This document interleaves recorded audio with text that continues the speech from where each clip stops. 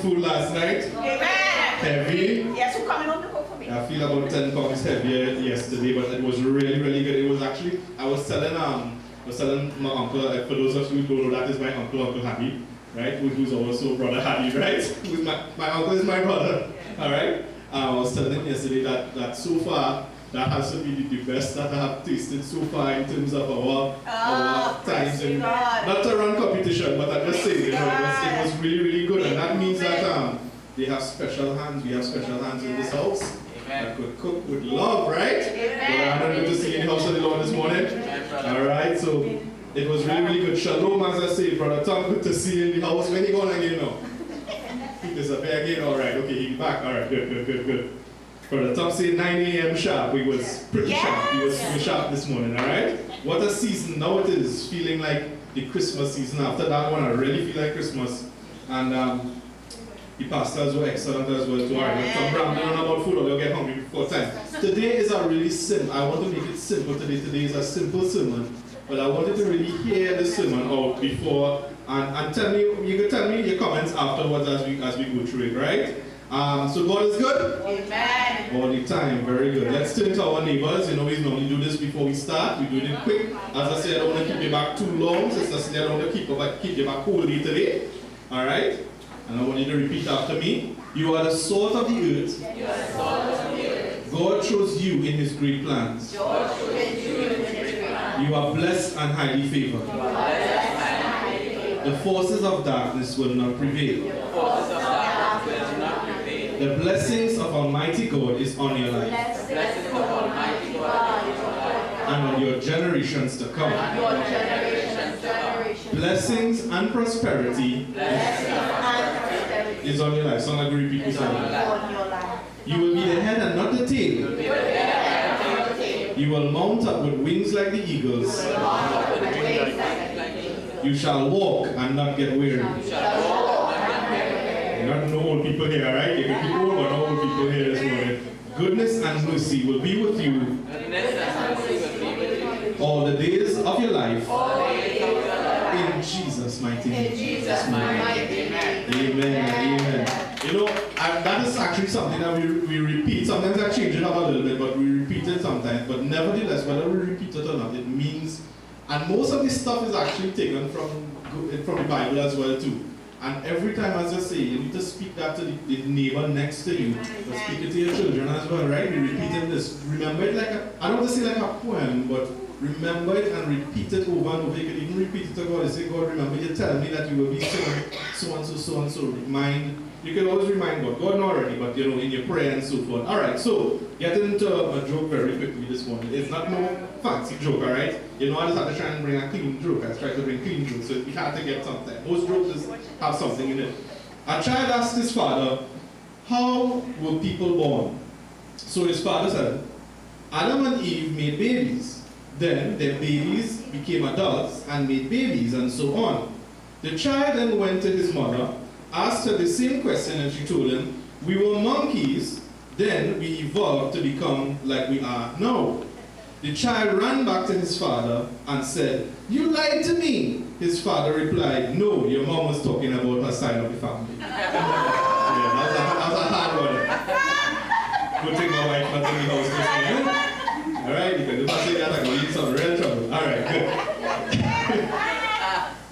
Good enough for you, wife. The God really good. You know, you need a little laugh once now. I don't know. Right, I see, brother. I catch a laugh there. Very good, very good. Very good, brother. But now you know what to tell them when they give you trouble, right? Okay. Alright. Okay, good. So we're moving on very quickly this one. As I said, I hope to be only about 30 minutes for the most. Or maybe less. Amen, Brother Anand. Brother Anand, I'll be able to go and see, you know. Alright. My scripture today is taken from Romans chapter 14. And we'll be going through verses 7, 8, and 9. Bear with me, I used some of my energy yesterday, so I mightn't be so energetic this morning, but nevertheless, the word of God is what you have to really hear, not me, alright? My sermon is entitled God's Ownership this morning. Alright, so the first person get Romans chapter 14, just hail out to me so I can start. Amen. Right, amen, very good. Romans chapter 14, verses 7 to 9. And God's word says, for none of us liveth to himself, and no man dieth to himself. For whether we live unto the Lord, and whether we die unto the Lord.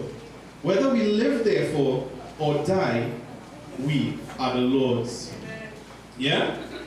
For to this end Christ both died and rose and revived, that he might be Lord both of the dead and the living. That's what you read there, Sister Savi? Right. When you think about that while I'm preaching this morning, alright? The Apostle Paul, through the Spirit, once again writes something quite remarkable about each and every one of our lives, every life that is on planet Earth this morning. You might say, but Pastor Richard, I know plenty of people who live for themselves. Yes, I think we all live for ourselves in some way or the other. This afternoon, I have to speak about my grandma, who has gone to be with the Lord, and so too have I spoken about Daddy, who has gone to be with the Lord. And when I read this scripture, I thought about those who were living like us here, and those who had passed away, like my father and my grandma and so forth. This afternoon we have another remembrance service and so forth for her in the evening. And so I was looking for a scripture and I came across this scripture. And I said, Lord, do you want me to say this at the remembrance service, or do you want me to bring it here? Well, I thought I would bring it here. I want to talk about grandma, but I'll talk about that in a different way when I go there. But nevertheless, this scripture applies to your life today and those who have left us and gone as well too. And this is why it is so important, because at some point in time, nobody can cheat death, Brother Abby. Nobody could cheat death, not even pastor. That is the hard part of life, as they say, right? But nevertheless, as I say, these lessons that God has given through the Word of God is for our strength. It is for us to remember the temporal part, that which is life, as so forth. But as I say, we'll go on with the topic, which is really a little bit different from death and so forth. So Paul continues to use powerful revelation as he speaks upon all of our lives, especially as a Christian. You know, I meet some Christians that say, you know what, you shouldn't even call yourself a Christian. I say, but if you come from India, you're an Indian. If you come from Africa, you're an African. If I come from Christ, I'm a Christian. Right? That's how I think about it. Very simple, you know. I think about it simple. You're trying to find some reason. Now, I understand in the past, you know, Christians got a bad name and so forth, and so forth, certain Christians. But that was the act of certain people. That doesn't mean that we are going to be that same people. We're not going to force anything on people. We're going to show them the love of God, and that is what the love of Christ Jesus. So as a Christian, you're ashamed about that. Right? You don't have to be ashamed about it. If somebody tell you that, tell them you didn't think about it that way. You just thought about it as I'm following Christ as a Christian. The center of my roots is Christ, and therefore I'm a Christian. If they could have called you a Jesusian, I would have said Jesusian. Right? But it don't sound right, right? Good, so I will use Christian, right? So especially in the lives of Christians, Paul was talking about Christians. When he wrote to even the Corinthians, when he wrote to, there was another one that he wrote to. He was writing to fellow Christians, right? Just trying to correct certain things. Paul was a fellow who tried to correct things. He wrote letters to correct things. But nevertheless, he was speaking to Christians. So can I ask you a rhetorical question this morning? Yes? Don't hold it against me when I ask this question. You ready for it? Sister Shelley, you ready for this? Yeah. Which one of you here is an uncharted island? You know they say no man's an island. You know that expression? Which one of you all are an uncharted island? You know it's an uncharted island? An island nobody has reached. In other words, you're alone in the center of the sea and nobody else is around you. Which one are all here? Anybody? No, you can't do that. Yeah. Put your hand down. Anybody raise their hand? No, you can't raise your hand. In other words, we are charted islands when you think about it. Alright? So Pastor, what do you mean by, as I said, an uncharted island? Which one of you here have not been discovered by a fellow human being? Has no interaction with anyone? Sister Sabi, I have an interaction with you, so I don't follow this. Did not have an ounce of impact on anyone. That is what what I think about uncharted island is. And as I say, nobody, thank God, said that they are an uncharted island. The point I wanted to make is this. Many, if not all of us, live for certain things, as we're coming back to the point of living for certain things. We live for our families, yes, Sister Alicia. I know you live for your family. I can see that your family is also here and so forth. You live for your family, right? Right. So we live for our family. Who lives for? Anybody lives for their friends? Yeah, I live for my friends. Yeah. Yeah. Yeah. Good. And I think it was Anna. Your profile photo was everybody has to have a best friend or something like that, right? Right. And I was like, yeah, you live for your friends. You live for the people who you love and so forth, right?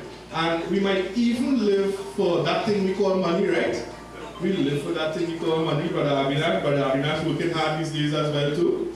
And we have been impacted by many, and many have been impacted by us when you think about life. But Paul says something that really makes me think. In fact, what he says is a reminder for us to straighten up if we haven't been following the straight path. That's what Paul was saying. Paul was saying it nice. I find Paul was saying it real nice. And I try to say it nice too, right? Paul says, for none of us liveth for ourselves. So you see why I come back with you on Trinidad Island? None of us liveth for ourselves. We don't live alone, nor diet to ourselves, which is the most powerful part. That we don't die to ourselves. Alright? For whether we live or whether we die, so whether we are here or whether we are like dad and grandma and whoever else that you know who has passed away, right? However, right, so for none of us live for ourselves, not die for whether we live or die, we are the Lord's. Imagine that. We are the Lord's.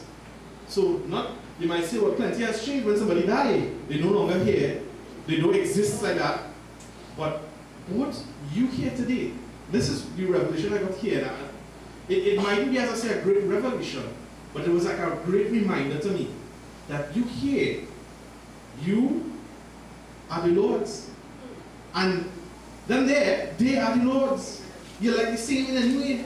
Your life continue to go. And so we talk about that everlasting life. It don't really change as much. Yes, it's changed for the better. If anything, dying is for the better. And that hard, when I think about it, I think about dying and say, wee boy, this world nice. The world nice. To leave it is hard. It's going to be hard. It's going to feel hard. But then you have to remember sometimes that everlasting life is going to be even better.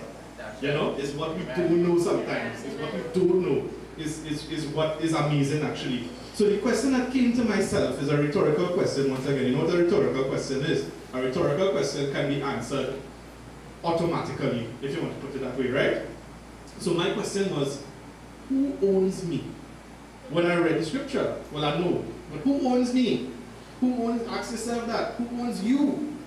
Right? Who owns my life? Who owns your life today? Sister Sherry?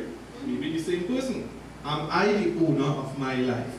That is what I looked at. Alright? And last week, we talked a little bit about control. For those of you here, anybody who's here when we talk about control a little bit? Yeah. And that we have to put ourselves in order to be in control of things we have not fully been in control of, such as health and the invent of medicine. At some point in time, we might have had, we might have had failing health, or we might have a toothache or something back in the older days, and we didn't have Novocaine and those special painkillers and so forth. But so that we were kind of partially in control. And then with that, we developed medicine, and medicine made us kind of more fully in control of health. Not fully in control, but more in control of health, right? So we're talking about control. And I'll apply that to what I'm saying. Well, this can be applied even to our lives as we know it. I think I am in control. Who here thinks that they are in control? Raise your hand. Don't be ashamed. Anybody ashamed? So nobody think that they're in control? Right, brother? Good to see you. Right. So you think you're in control. And I got up this in the bed this morning. Right. Oh, right. I got up here. So I got up from off my bed this morning. Right. I decided to shower. I decided to get dressed. I decided to get dressed. I decided to come to church and to preach, etc. And so did many of you. Yep. You're in control of your life, right? And we are in control of our actions. But what Paul is saying through the Spirit is that while we are in control of our actions and so forth, while we take the pride of ownership, we are more like subcontractors. I don't know if anybody have subcontractors here. Sister Sabi might know about business people, know about subcontractors. So what I'm saying is, we are like subcontractors of our life. You think that you're in control, that you are the owner of your life. But I want to say you are really like a subcontractor of your life. Right? And I'll explain that as we go along. And at the end of the day, whether we live or we die, our Lord and our Savior, our God, is our owner. That is what that 3 scripture says. So nevertheless, while you think that you are in control, and you might be, Sister Celia, you see, God is in control. God is always in control. This is what Paul was reminding them. And maybe Paul went through the same thing that we go through nowadays, that we are in control so much that we forget that God is in control of that control that we have. I get a little technical, but not in a bad way. It's a good thing when you think about it, right? Right. So can I put this to you in a little more detail? Look, we halfway done. I ain't gone through very long. As I say, my sermon going to be short and sweet this morning, right? So if I am the owner of a company, let us say that I manufacture the best shoes in Trinidad and Tobago. Well, I don't know why I have 2 shoes. I just choose shoes, right? Might be the most boring topic to some of you all. It might be, yeah, okay, right. Kind of have all right shoe, right? Good. All right, so we're talking about I'm the manufacturer of the best shoes in Trinidad and Tobago. And I will hire workers to polish the shoes that I manufacture.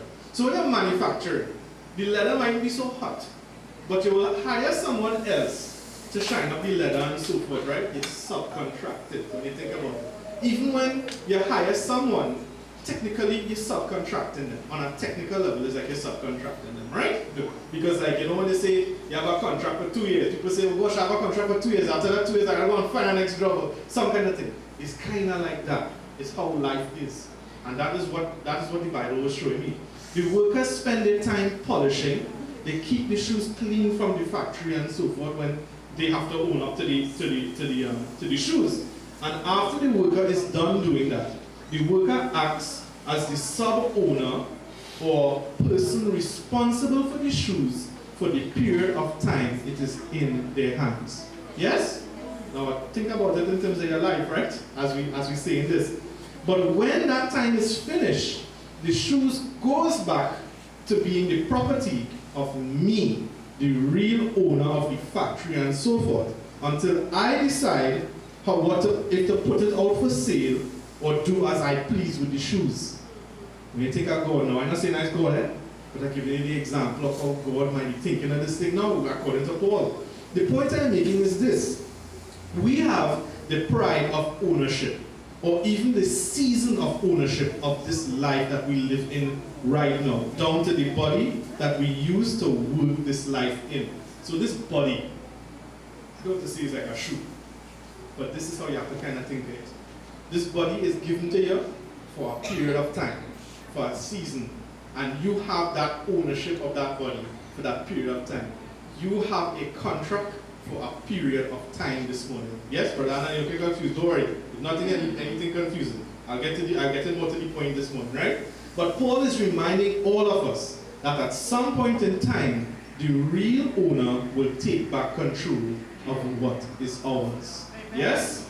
Right. During the time the shoes is being polished by the worker, did the actual owner lose the shoe?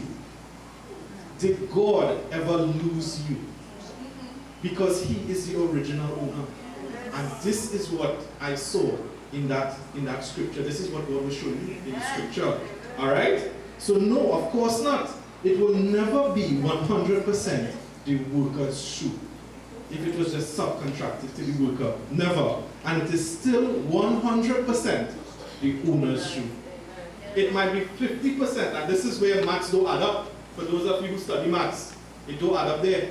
Because if God put something to you, you say, well, use the owner of it. And let me say that you are still 50% the owner of it. Then shouldn't God own only 50%? 50 and 50 is 100. No. God still owns 100% of you.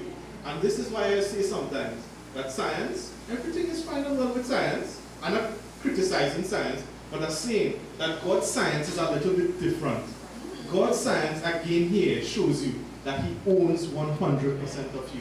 Alright? Amen this morning? And that's okay. As far as I'm concerned, that's great. It is good to know sometimes that when I am not in control, that somebody is in control. Amen. And I want to tell you something, I rather trust God and I trust somebody else in control of me this morning. That's all? Amen. All right, good. So this shows me a similar pattern with God. God will never stop being our owner.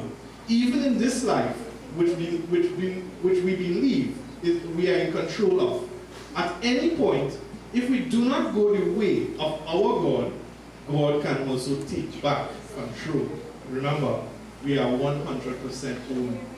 Sometimes we don't like to admit that, but I'll tell you something, I was telling them on the table, I was making some joke and I was saying, no, when you get married, it's like you get owned. You get owned. Before, you were in control of your life more. You could do what you want, your girlfriend go see you all the time and so forth, you can do what you want and so forth.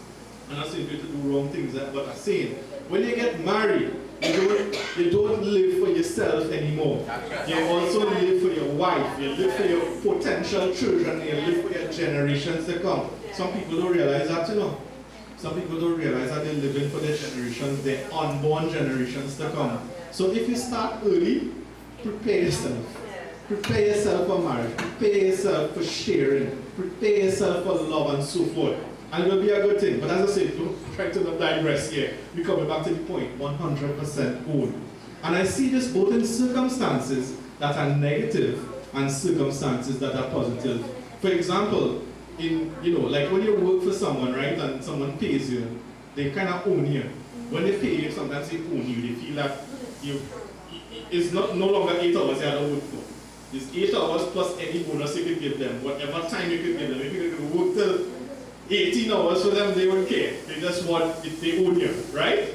And in certain circumstances, so that's where you can see maybe it might be a little negative, but in certain circumstances like this one, when we believe in God, when we trust in Jesus Christ, we are 100% owned by someone we could trust. And that is a positive thing when you think about it this morning. So God is always looking at what He owns. Just like maybe you, but we'll come to that. We as humans sometimes leave our cell phones on a desk and someone can come and steal it away from us. I give you that example because my wife, where she works, she left her cell phone on a desk while she was talking to a patient and so forth, and the cell phone disappeared. Somebody took the cell phone, right?